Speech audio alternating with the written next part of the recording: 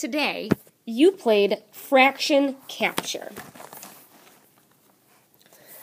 So the directions were you have dice and you roll 2 dice to make a fraction using both numbers and record the fraction on the fraction capture record sheet. So on this, you're trying to form, then it says you initial sections of one or more of the game board squares to capture fractions, and then you need to add the fractions, add up to the fraction formed in step 1. So let's say you rolled a 3 and a 4. So if I form the fraction 3/4, what fractions could I capture? I could capture 1/4 plus 1/4, 1/4,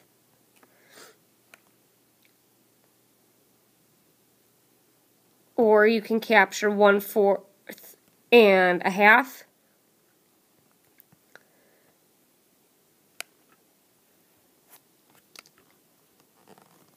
So, and you could use the circle fraction pieces to check that the addition expressions equal the fraction. And you each get a point for each game board square claimed in each addition expression that included fractions with unlike denominators.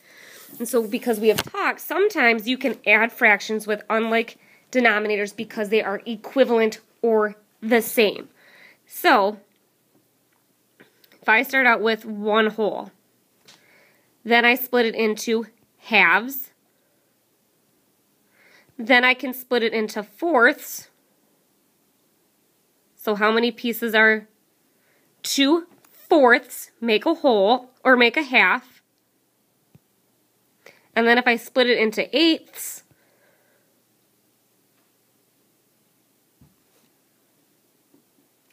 4/8 equals a half. So that's just one example. So I could have, if I'm looking at a half, I could have 1/2, or I could have 2/4, or I can have 4/8, because they all take up this same part. I'm looking here. So your homework tonight is this sheet.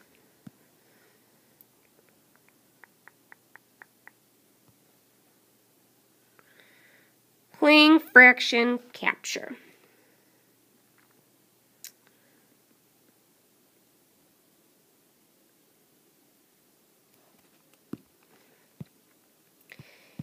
It says, Cole was playing fraction capture. He recorded his addition expressions, but he forgot to write down the fractions he formed with his dice rolls. Fill in the fraction column of Cole's record sheet with fractions he might have formed. So if I'm looking at the first one, I have 1/2 plus 1/2 plus 1/5. I wonder what fraction he could have formed. Now, I know that 2 can't go into 5, but what if I turned it into 10? So I would have 5/10 plus 5/10 plus 2/10. 5 plus 5 is 10, plus 2 is 12, over 10. And I can reduce that down to 6/5. Can I get that when I roll my dice? Yes, you can. So I'm going to clear my work.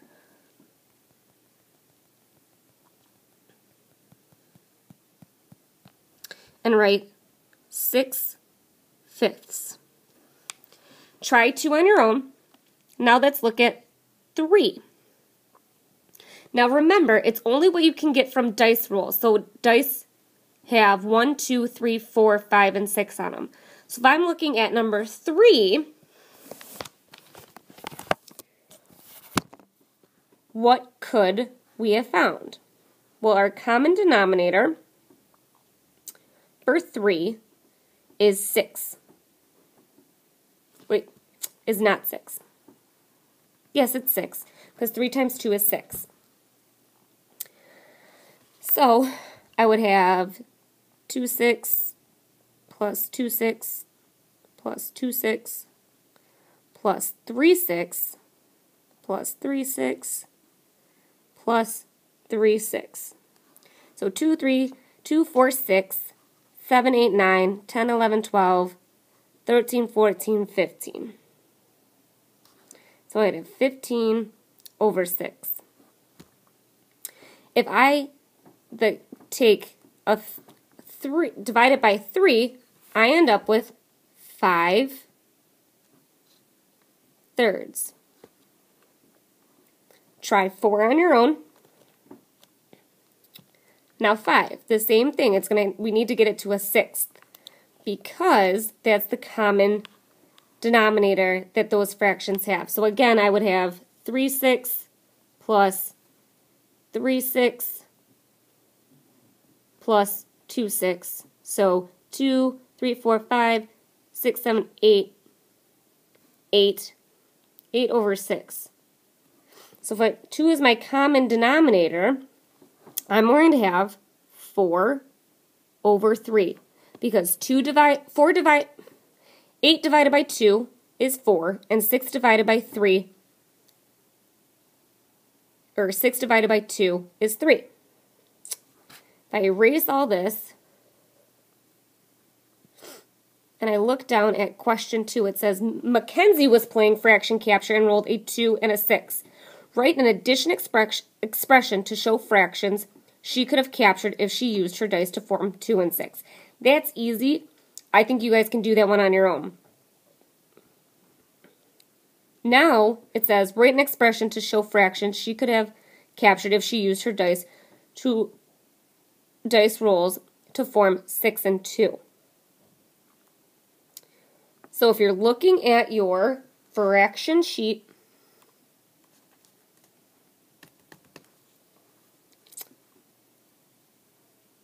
she could have added a bunch of different fractions.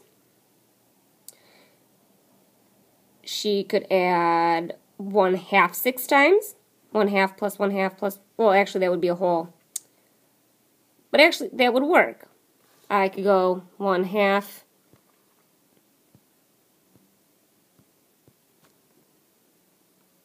plus 1/2 plus 1/2 plus 1/2 plus 1/2. But I don't think on the board there's that many halves. So, oh, actually there is. There's 6 halves, so she could have taken that.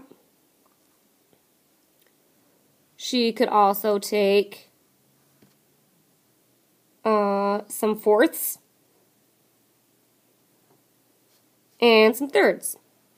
So, try to find some other answers for B. Your practice is to write fractions below as division expressions, then write each fraction as a whole number or a mixed number.